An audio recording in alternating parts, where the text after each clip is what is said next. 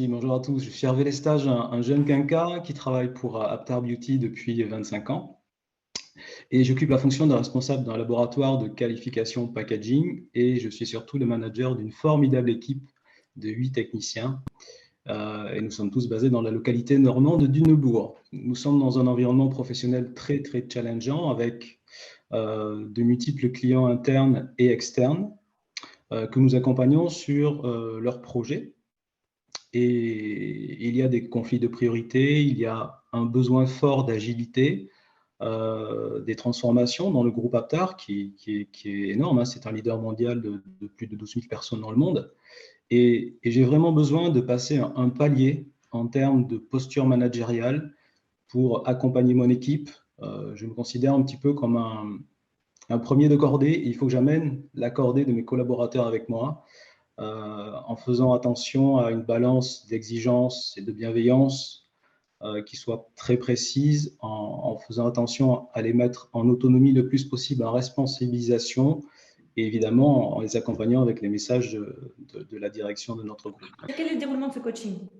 Alors, le coaching se déroule en 9 séances, d'1h30 environ chacune, et on est entre le tiers et la moitié du parcours.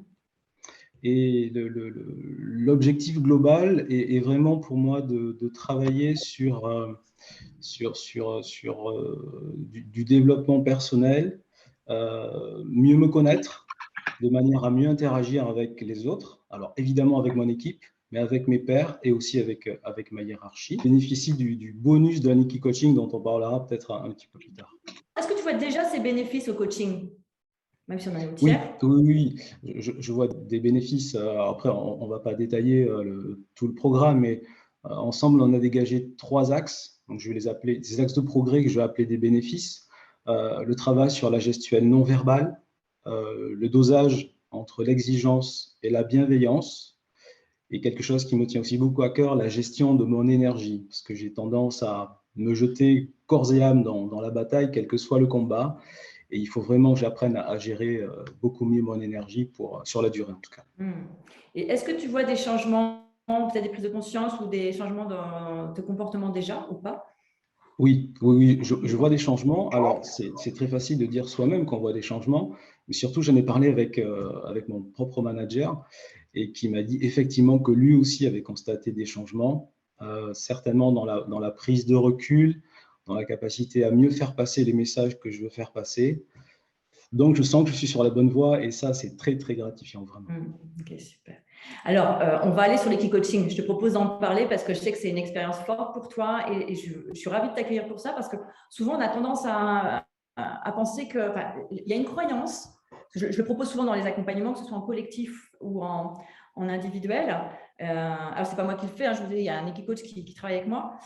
Et pourquoi je le fais, c'est pas du tout du fun, c'est parce que je connais la puissance de l'outil, mais souvent, j'entends, la croyance, c'est que c'est du team building, on va juste s'amuser un bon coup. Et c'est pas du... Alors, on s'amuse, et d'ailleurs, je ne sais pas si on s'amuse pas, en tout cas, on passe un bon moment, mais c'est beaucoup plus puissant que ça. Et là, je vais laisser Hervé en discuter. Ah oui, c'est extrêmement puissant. Et juste en évoquant le mot coaching, j'ai juste une envie, là, très égoïstement, j'ai envie de me téléporter vers le ras des Fandanges, où j'ai vécu cette expérience que je qualifie de bluffante. Et j'en profite aussi pour citer le nom de Béatrice Simkins, qui fut l'équicoach sur place avec qui tu travailles. Alors, c'est très compliqué de résumer ça en quelques secondes, je vais y arriver parce que ça se voit sur mon visage, je pense. Hein, rien que d'y penser et d'en parler, j'ai vraiment la banane qui revient. Et alors, la séance a duré à peu près une matinée. Ça a commencé déjà par un véritable échange de mots-clés comme la communication non verbale, l'assertivité, la coopération, la confiance partagée et la balance exigence-bienveillance qui me tient vraiment à cœur. Et puis ensuite, on est rentré dans l'explication de la séance et la démonstration en elle-même. Donc, il faut vous imaginer que vous vous retrouvez seul avec un superbe étalon. Dans mon cas, c'est un étalon beaucoup plus grand, beaucoup plus musclé que vous, idéalement taillé pour vous dominer. Vous êtes au milieu d'un enclos carré d'une vingtaine de mètres de côté. Et le challenge, c'est que uniquement par vos gestes et vos intentions, la tête, le cœur, donc par de la communication non verbale, vous devez mettre ce magnifique animal en mouvement à une distance bien précise de vous, le faire changer de direction, le faire changer de rythme, passer du pas au trot, au galop, inversement. Et évidemment, vous assurant que le cheval est détendu, qu'il est dans l'acceptation de votre autorité. Et il faut être vraiment focus sur l'interaction entre vous et lui, tout en ayant conscience de l'environnement. Et ça fonctionne. C'est vraiment bluffant, vraiment. L'interaction est bluffante, c'est super excitant à vivre. Et surtout, parce que c'est aussi l'objectif, hein, enfin, personnellement, j'ai trouvé une passerelle immédiate avec la bonne posture managériale à adopter en termes de gestuelle, de concentration, de capacité à être dans l'instant présent et en termes de dosage, vraiment de dosage dans la balance exigence-bienveillance. Donc, je vous le conseille, faites-le, jetez-vous, c'est phénoménal. Super. C'est un super témoignage. Et en fait, je ne sais pas si tu l'as dit, mais l'idée, c'est de, quand tu mets ton cheval en mouvement, on le fait travailler, mais pour obtenir la confiance finalement. Oui.